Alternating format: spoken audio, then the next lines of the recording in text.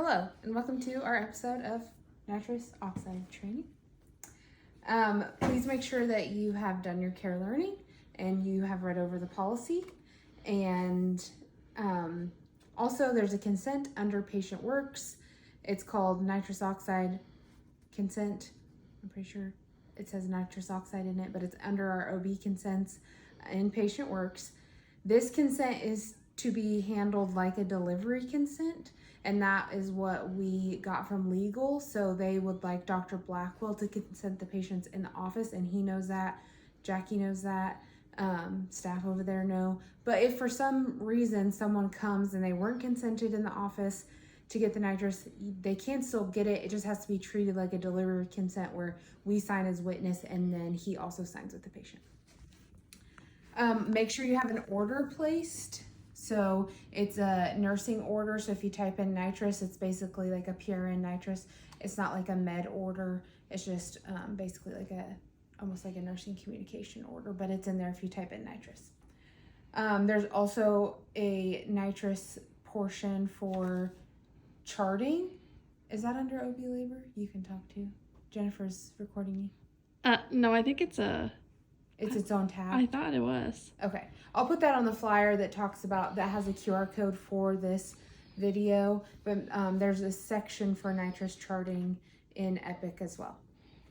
So the key to this system is in the Omnicell, the L&D Omnicell, and it has to be pulled out under a patient. You just search under stocked meds basically, and then it says nitrous key. So just search nitrous when you're looking for the key. Now, you want to pull out the key, obviously, when you're working and giving it to the patient, but then when you leave, even if the patient is continuing to use it, I try to catch them between a contraction or whenever you can, or if they're not using it anymore, make sure you return the key, because the nurse who pulls out the key is who's responsible for making sure that that key is not lost or gets back into the Omnicell. So you don't want that to be the responsibility of someone else. So here's the key. You want to get that first after you have consented the patient and put your order in. This key sticks. It feels weird. It feels like you're going to break the key when you turn it on, but you're not going to. You just hold it tight and then you want to turn it and I'll tell you when you want to turn it on, but I just want to make sure you know that it does stick and it feels very tight when you're going to turn it. The circuits, these tubes, they are in the L&D med room as well. They're on the underneath the cabinet, as well as the masks. So we have a regular size mask and a small size mask. The small is orange and it says it on there, and the regular size mask is yellow and it says that on there as well. Okay, so setting it up.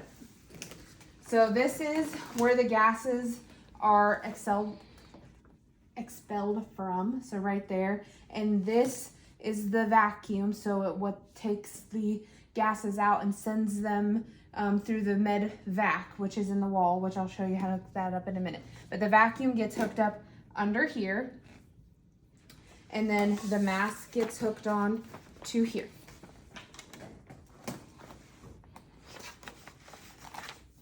So it will look like this, and you might have to spin your stuff around to make it feel right, because there we go.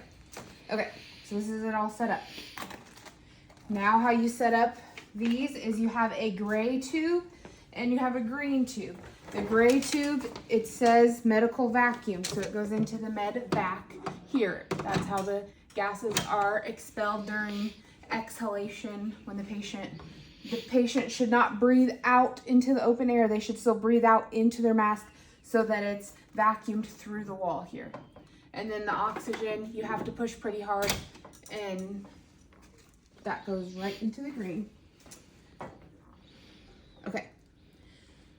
So then we are going to make sure that your nitrous is turned on. So there's a little key right here that's connected, and righty-tighty, lefty-loosey. So when you go to turn the gas off, you go like to the right, and you're gonna have to take it off and do it again multiple times, unless you take it off of here, but then you want to make sure you put it back on there. So when you're turning it on, you're going to the left until it's not open anymore. When you're not using it, it should be back to closed. Okay. Also, when you're consenting the patient, make sure that they know the side effects and that they're are a high risk for falls, so they should not be getting out of bed, but you're going to be staying in the room the whole time that it's being administered, so they shouldn't be getting out of bed anyway. Just make sure you educate them on that could feel lightheadedness, nausea, vomiting, some tingling in the extremities some people have.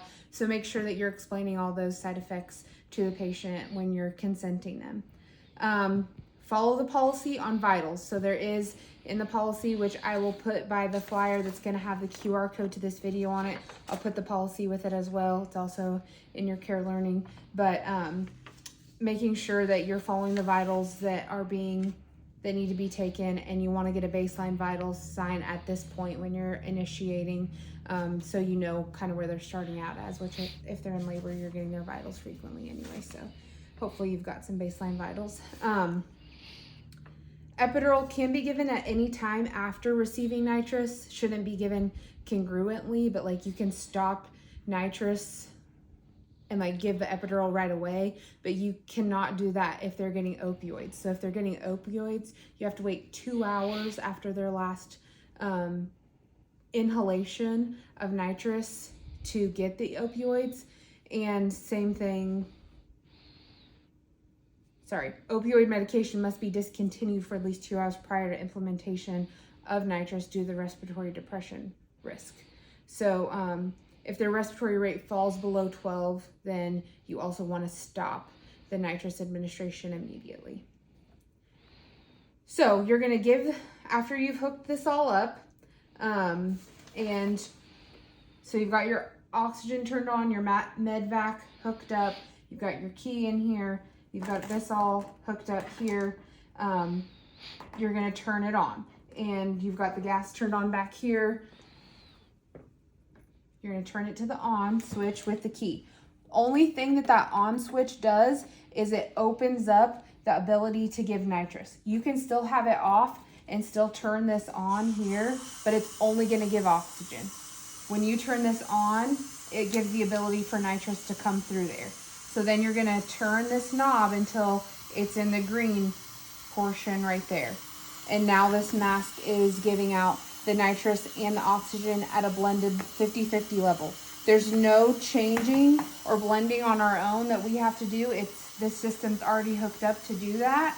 So just make sure that you have the key to on and this knob turned to the green, and then you give this mask to the patient. The patient has to hold the mask the whole time. No one can be holding the mask for the patient. So they need to hold it tightly to their face, breathe in and exhale out through the mask. That's why the med vac is hooked up, because the gases are then taken out of the room that way.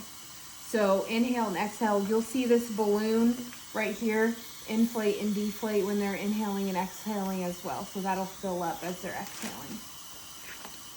Let me see if there you go. The patient, for maximum effects, you want them to begin inhalation at the beginning of the contraction and continue that inhalation and exhalation until that contraction subsides. So it pretty well will work immediately. So just have them start using it right at the beginning of one, and usually by the peak, then it's working and helps them through that contraction. Always remain at the bedside while the patient is administering the nitrous as well.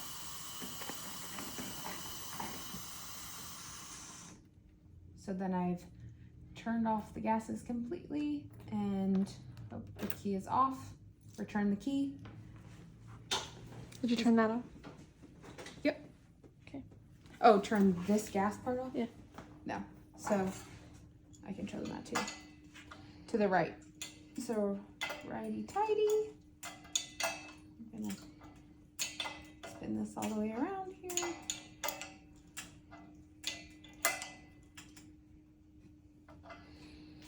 Done. This can just be thrown in the trash. So, thank you.